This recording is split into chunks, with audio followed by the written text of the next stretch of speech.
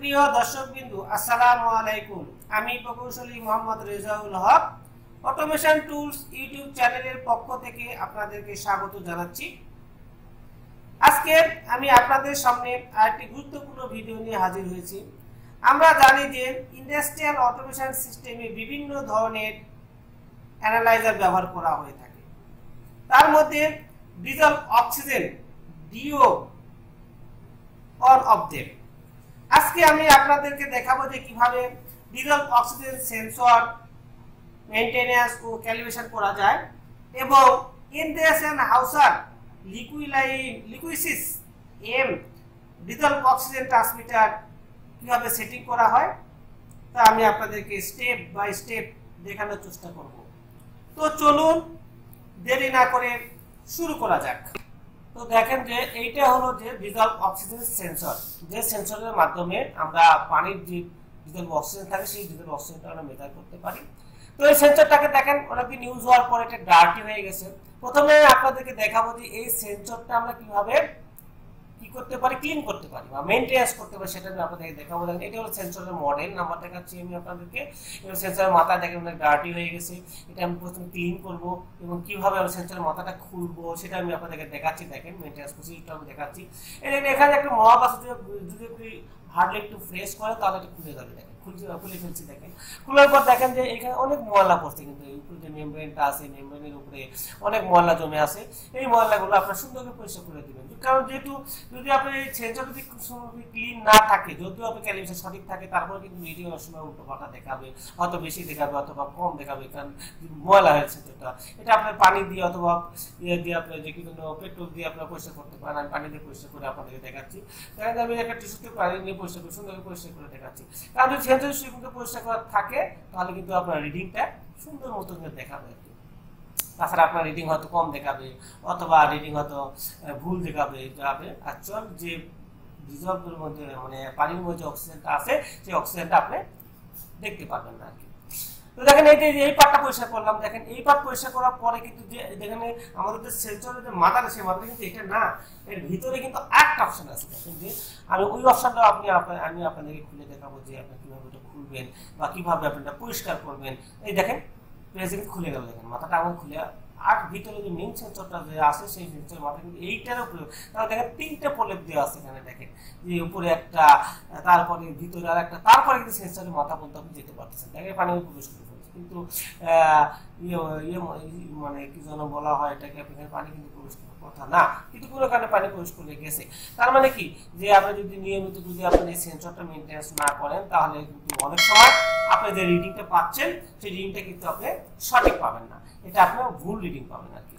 তো দেখেন আমি আপনাদেরকে স্টেপ বাই স্টেপ সবকিছু আজকে দেখাবো যে এই ডিজলভ অক্সিজেন সেন্সরটা আপনি কিভাবে মেইনটেনেন্স করেন। তারপরে আমি দেখাবো যে কিভাবে আপনি এটা ওয়্যারিং কানেকশন দিবেন। যে আমার যে ট্রান্সমিটার আছে, আমি যে ট্রান্সমিটার ইউজ করতেছি সেটা ইন্ডেসেনহাউসার ট্রান্সমিটার লিকুইসিস এম, এই মডেল আমি ট্রান্সমিটার ইউজ করতেছি। তো এই একটা নতুন একটা ট্রান্সমিটার কিভাবে আপনারা বিভিন্ন প্যারামিটার সেটিং করবেন, তারপরে তারপর কিভাবে ক্যালিব্রেশন করবেন এই সেন্সরটা, সেটা আমি আপনাদেরকে স্টেপ বাই স্টেপ দেখাবো। প্রথমে আমি আপনাদেরকে দেখাচ্ছি যে সেন্সরটা আপনি কিভাবে মেইনটেনেন্স করবেন, সেই পার্টটা আমি আপনাদেরকে এখন দেখাচ্ছি। মেইনটেনেন্স কমপ্লিট হওয়ার পরে আমি আপনাদেরকে দেখাবো যে ওয়্যারিং কানেকশন ডায়াগ্রাম, যে আমি যে ট্রান্সমিটারের সাথে যে আমি সেন্সরটা কানেক্ট করব সেই সেন্সরটা কিভাবে আমরা কোন কোন পয়েন্টে কোন কোন জায়গায় কি কি লাগাতে হবে এটা আমি আপনাদেরকে স্টেপ বাই স্টেপ দেখাবো। তো দেখেন আমার মোটামুটি মেইনটেনেন্সের কাজ কমপ্লিট হয়ে গেছে। আমি এখন ফিটিংস করব, ফিটিং করে আমি সুন্দর করে লাগাবো। দেখেন আমি একটা স্টেপ বাই স্টেপ একটা পর একটা লাগিয়ে দিচ্ছি।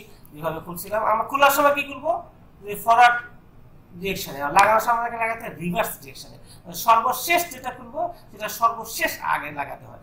এটাই হবে যে কোনো মেইনটেনেন্সের নিয়ম, যে খোলার সময় আপনি করবেন হলো যে সর্বশেষ যেটা করবেন সেটা সর্বপ্রথম লাগাতে হবে, তারপরে আপনাদেরকে অন্যান্য স্টেপ বাই স্টেপ আপনাকে একটা পর একটা আপনাকে কিন্তু লাগাতে হবে। তো দেখেন যে আমার সেন্টার মেইনটেনেন্সের কাজ মোটামুটি কমপ্লিট হয়ে গেছে। এখন আমি আপনাদেরকে দেখাবো যে সেন্সর কানেকশন ডায়াগ্রাম, সেই কানেকশনটা আমরা কিভাবে দিব এবং এই তার স্টেপ বাই স্টেপ আমি আপনাদেরকে এখন দেখাবো। দেখেন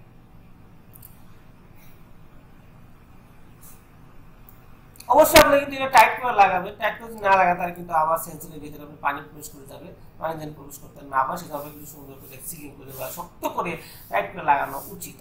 এখন দেখেন যে এইটা আমাদের ট্রান্সমিটার, যে ট্রান্সমিটারের সাথে আমরা সেন্সরটা কানেক্ট করব এবং তার ক্যালিব্রেশন করব, প্যারামিটার সেটিং করব। এটা আমাদের ইন্ডাকশন হাউসের ট্রান্সমিটার লিকুইসিস এম।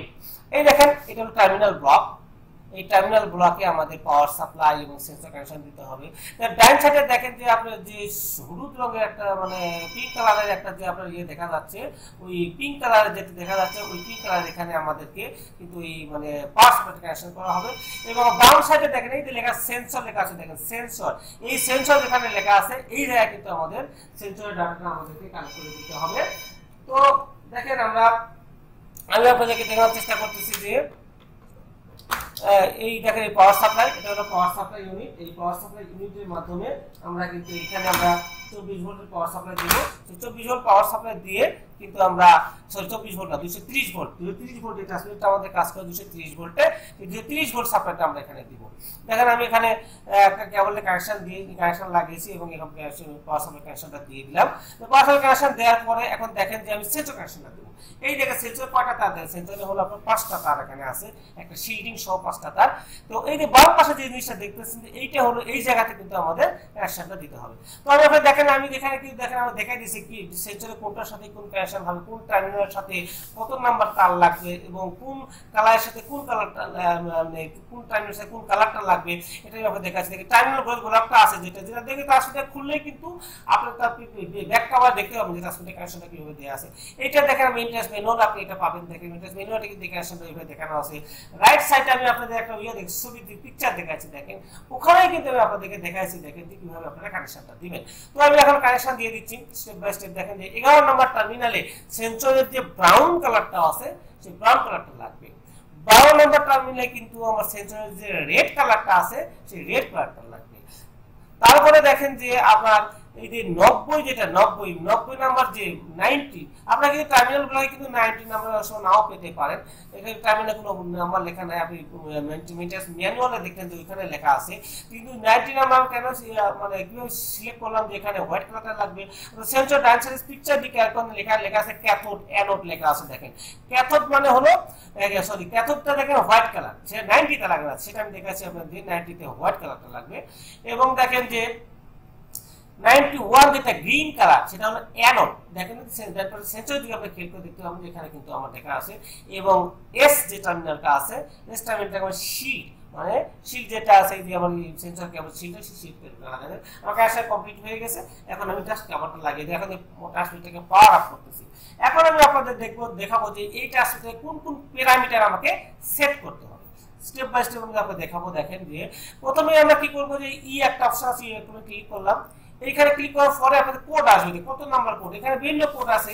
তবে 22 নাম্বার যে কোডটা সেই কোডটা হলো এডিট মোড বা ক্যালিব্রেশন মোড সেটিং মোড যেটাই বলেন, যে 22 নাম্বার যে এডিট কোড নাম্বার সেই কোড নাম্বার গিয়ে আমাকে ইন্টারফেস করতে হবে। তো আমি 22 নাম্বারটা সিলেক্ট করে নিচ্ছি, 22 সিলেক্ট করলাম। এরপর আমি ইন্টারফেস করি। ইন্টারফেস করার পর দেখেন সেটিং সেটআপ 1 চলে আসছে। আমরা আপ ডাউন করে আমি দেখব সেটআপ 1 সেটআপ 2 সেটআপ 3 সব কিছু আছে। দেখেন আমি প্রথমে আমি যে লাস্ট থেকে শুরু করে দেখি সার্ভিসে গিয়ে আমি দেখতে পাই।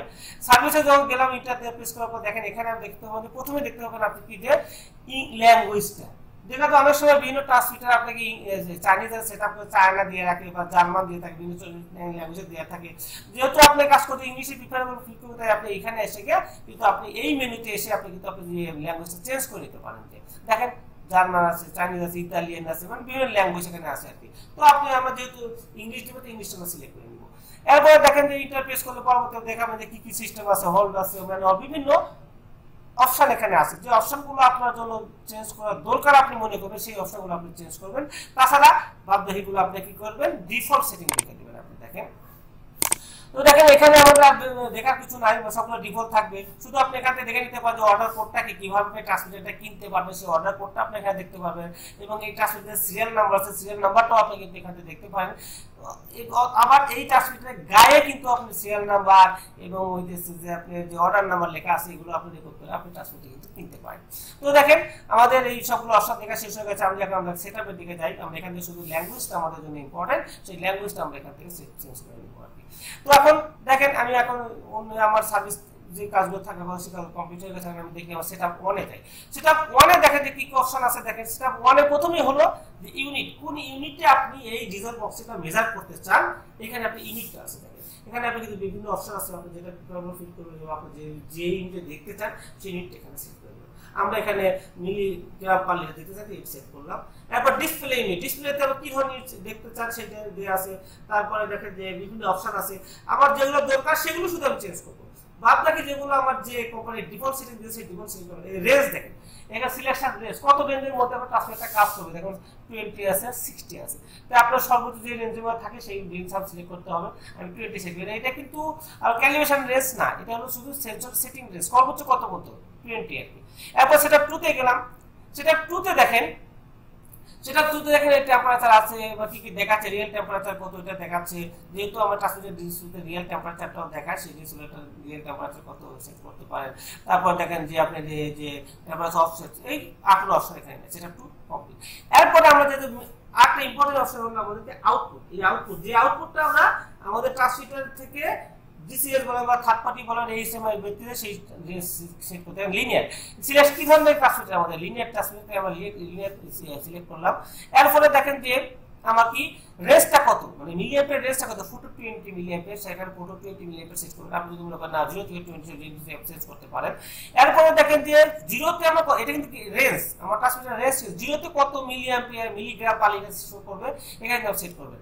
এরপর 20 তে 20 সর্বোচ্চ কত, তার মানে 0 থেকে কত মিলিঅ্যাম্পিয়ার, মানে 4 মিলিঅ্যাম্পিয়ার কত শো করবে এবং 20 মিলিঅ্যাম্পিয়ার কত শো করবে। এটাই হলো আমার ক্যালিব্রেশন রেঞ্জ বা আমার ট্রান্সমিটারের রেঞ্জ, মেজারিং রেঞ্জ। তো আমি দেখেন 0 তে আমরা 0 সেট করেছি, আর 20 মিলিঅ্যাম্পিয়ার কত আমার 10, তাই আমি 10 সেট করে দিয়েছি। আপনারা যদি আমি সর্বোচ্চ 20 সেট করব, কারণ আমরা 26 1 এ থেকে 20 সেট করে দিয়েছি, সর্বোচ্চ 20 মধ্যে কিন্তু আপনি ক্যালিব্রেশন রেঞ্জ সেট করতে পারবেন, মেজারিং রেঞ্জটা সর্বোচ্চ। আর এটা ক্যালিব্রেশন রেঞ্জ 10 দিলাম, তো আমার সেটআপটা মোটামুটি কমপ্লিট হয়ে গেছে। তো এখন দেখেন অ্যালার্ম আছে, আপনি অ্যালার্ম সেট করতে পারেন, বিভিন্ন অ্যালার্ম আপনি সেট করে রাখতে পারবেন যে কত ভ্যালু পাইলে পরে কত অ্যালার্ম সেট করবে। মোমেন্টারি অ্যালার্ম, এটা একটা মোমেন্টারি অ্যালার্ম দিতেছে, কন্টিনিউয়াস অ্যালার্ম আছে, টাইম ইউনিট, মানে বিভিন্ন সেটিং আপনি এখানে দিতে পারেন যদি আপনার দরকার হয়। তবে যেহেতু আপনার কোনো দরকার না থাকে, এগুলো এত কিছু দরকার হয় না।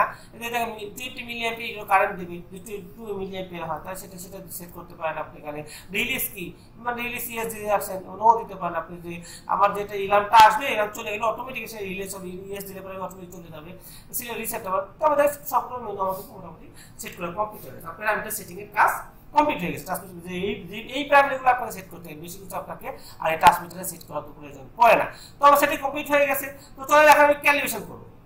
ক্যালিব্রেশন করার জন্য কি করব, যে ক্যালিব্রেশন করার জন্য আমরা প্রথমে কোডে যাব, 22 নম্বর কোডে ঢুকবো আমরা আগে, আমরা এডিট করে প্রবেশ করব। এরপর আমি ক্যালিব্রেটে প্রেস করলাম। ক্যালিব্রেশন প্রেস করার পর দেখেন যে আমরা 3 ভাবে এটা ক্যালিব্রেশন করতে পারি। যেমন এই সেন্সরটা আমরা ইয়ার রেখে ক্যালিব্রেশন করতে পারি, রেফারেন্স ভ্যালু দিয়ে ক্যালিব্রেশন করতে পারি, এবং হচ্ছে যে আমরা কি করতে পারি যে ওয়াটারের মধ্যে প্রবেশ করে আমরা ক্যালিব্রেশন করতে পারি। তো আমরা যেহেতু আমাদের ওয়াটার থাকে, ওয়াটারটা জানা দরকার, রেফারেন্স কিছু আমার কাছে না, আমি ইয়ারে ক্যালিব্রেট করব। দেখেন, তো আমি সেন্সরটাকে প্রথমে আমি সিলেকশন করলাম, ইয়ার সেন্সর সিলেক্ট করলাম। দেখেন ইয়ার সেন্সর সিলেক্ট করে তারপর আমি সেন্সরটা কি করব, ইয়ারের মাঝে রেখে দেব। দেখেন আমি ইয়ার সিলেক্ট করলাম এবং এই সেন্সরটা আমি ইয়ারে রেখেছি। ওপেন ইয়ার, যে অ্যাপ্রোচ যে ইয়ার কনসেন্ট্রেশন আছে সেখানে রেখে আমি ক্যালিব্রেশন করব। এটা আমি রেফারেন্স ভ্যালু হিসেবে কাউন্ট করে আমি সেন্সরটাকে রেখে দিলাম, ওই ইয়ারের মাধ্যমে ইয়ারের ভিতরে রেখে দিলাম। এরপর আমি কি করব, জাস্ট ক্যালিব্রেশনে ক্লিক করি। ক্যালিব্রেশন ক্লিক করলে 600 সেকেন্ড, মানে প্রায় 10 মিনিট ধরে কিন্তু এটা হচ্ছে ভ্যালুটাকে কাউন্ট করতে থাকবে। তো দেখেন আমি জাস্ট ক্যালিব্রেশন প্রেস করার সঙ্গে সঙ্গে আমার কাউন্টডাউন শুরু হবে এবং 10 মিনিট আমাদেরকে অপেক্ষা করতে হবে ক্যালিব্রেশনটা কমপ্লিট হওয়ার জন্য। দেখেন আমি প্রেস করেছি এবং কাউন্টডাউন টাইমার শুরু হয়ে গেছে থেকে। তো আমাদেরকে 10 মিনিট অপেক্ষা করতে হবে। 10 মিনিট অপেক্ষা করার পর দেখতে পাবো যে আমরা এটা ভ্যালুটা কি দেখাচ্ছে আর কি। তো দেখেন যে ক্যালিব্রেশন চলতেছে এবং টাইমারটা কাউন্টডাউন করতেছে। তো 10 মিনিট ধরে ভিডিও না করে মাঝে মাঝে আপনাদেরকে দেখাবো যে কাউন্টডাউন টাইমার কতটুকু আছে। দেখেন আমি 357 এসে দেখাচ্ছি, তার মানে ক্যালিব্রেশনটা ঠিকমতো চলতেছে আর কি, ক্যালিব্রেশনটা। তো জাস্ট আমরা একটু ওয়েট করি। তো প্রথমে বলে রাখি যে আপনি যদি সেন্সর কানেকশন ঠিকমতো না দেন অথবা যদি আপনি হচ্ছে রং কানেকশন দেন, তাহলে কিন্তু আপনি ক্যালিব্রেশন ফেল করবে, তারপরে হলো আপনার ভ্যালু ঠিকমতো দেখাবে না। তারপর প্যারামিটার যে রেঞ্জটা সেট দেখালাম আপনাদের ফুটো 20 মিলিএমপি, আপনার যে মেজারিং রেঞ্জ সেই মেজারিং রেঞ্জটা আপনি এখানে ফুটো 20 মিলিএমপি সেট করে দিবেন। আর এই ট্রান্সমিটারের সর্বোচ্চ রেঞ্জটা কত দেখছিলাম আমরা 20 মিলিগ্রাম পার লিটার এবং 60 মিলিগ্রাম পার লিটার। তো আপনি দেখবেন যদি আপনার যদি ক্যালিব্রেশন রেঞ্জটা 20 পার হয়ে যায় তাহলে কিন্তু আপনি অবশ্যই যে আপনার মেজারিং রেঞ্জ ওখানে কিন্তু 60 মিলিগ্রাম পার লিটার সেট করবেন, তারপরে কিন্তু আপনি 20 বেশি আপনাকে এই ক্যালিব্রেশন রেঞ্জ সেট করতে পারবেন। তো আমাদের যেহেতু 10 সর্বোচ্চ ক্যালিব্রেশন রেঞ্জ, সেই ক্ষেত্রে আমরা মেজারিং রেঞ্জটা সেট করেছি, যে ট্রান্সমিটার সর্বোচ্চ মেজারিং রেঞ্জ সেট করেছি 0 থেকে 20 মিলিগ্রাম পার লিটার। তো দেখেন যে আমার ক্যালিব্রেশন চলতেছে, ক্যালিব্রেশন শেষের দিকে পরে জাস্ট ক্যালিব্রেশন শেষ হয়ে গেলে কিন্তু আর বেশি কোনো কাজ থাকে না, জাস্ট আপনি যে নিউ ডাটাটা আপনি পাবেন সেই ডাটাটাকে স্টোর করে দিলে কিন্তু আমার ক্যালিব্রেশন কাজটা কমপ্লিট হয়ে যাবে। তো দেখেন যে আর মাত্র 30 সেকেন্ড আছে, 30 সেকেন্ডের মধ্যে আমাদের এই ট্রান্সমিটারটা ক্যালিব্রেশন যে মানে এই যে ট্রান্সমিটারটা ক্যালিব্রেশন করতে কত সময় সর্বোচ্চ সেট করা থাকে ভ্যালু কিন্তু 600 সেকেন্ড, মানে 10 মিনিট ধরে আমাদের এই ভ্যালুটা কাউন্ট করে থাকে, বিভিন্ন ভ্যালু ক্যালকুলেশন করে তারপর সেটা নিউ ভ্যালু জেনারেট করে। তো দেখেন যে এটা মোটামুটি ক্যালিব্রেশন শেষের দিকে চলে এসেছে। দেখেন শেষ হয়ে গেলে কি লেখা থাকে আপনি দেখতে পাবেন যে এখন দেখেন ক্যালিব্রেশনটা শেষ হয়ে যাবে। দেখেন এটা শেষ হয়ে গেছে, স্ট্যাটাস ওকে। এখন আমরা যে ভ্যালুটা সে কাউন্ট করেছে কোনো এরর নাই, যদি এরর থাকে এরর দিবেন, স্টোর ইয়েস ইয়েস। দেখেন আমার নিউ ভ্যালুটা স্টোর হয়ে গেছে। এখন আমার ভ্যালুটা অক্সিজেনের যে ভ্যালুটা আছে ওপেন এয়ারের মধ্যে সেই ভ্যালুটা কিন্তু আমার দেখাচ্ছে আর কি।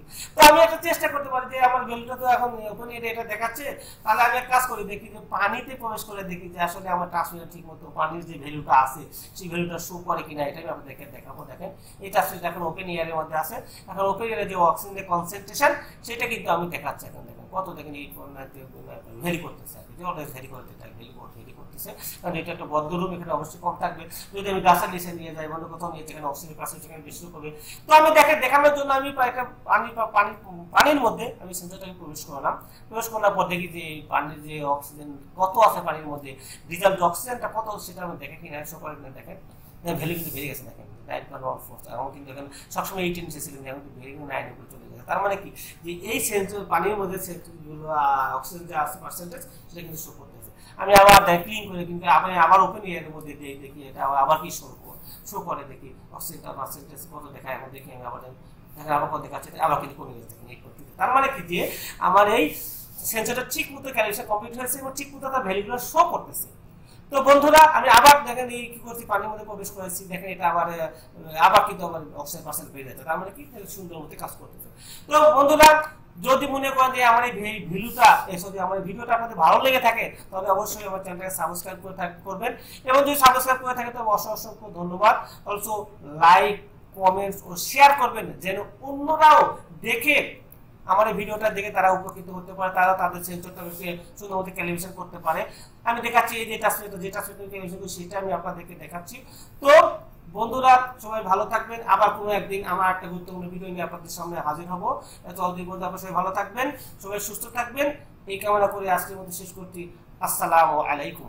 Please subscribe my channel and press the bell icon. Also like, comments and share. Thanks for watching.